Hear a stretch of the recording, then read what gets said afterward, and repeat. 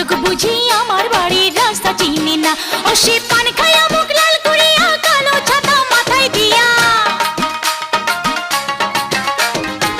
কত বিয়ার খবর আনি আমার খবর আনে না,